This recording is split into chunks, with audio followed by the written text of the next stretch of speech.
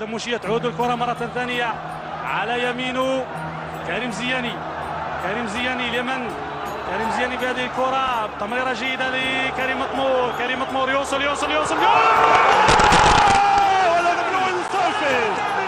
صافي رائع.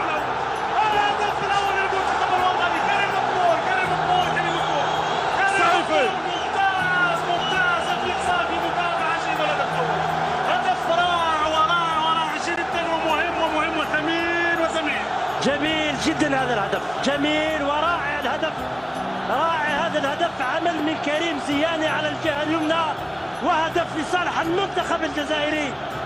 يلهب المدرجات. مدرجات ملعب تاكير تهتز كلها بالاعلام الوطنيه. هذه هي الجزائر وهذا هو المنتخب الوطني الجزائري. هكذا يريده المنتخب الجزائري يريده انصاره.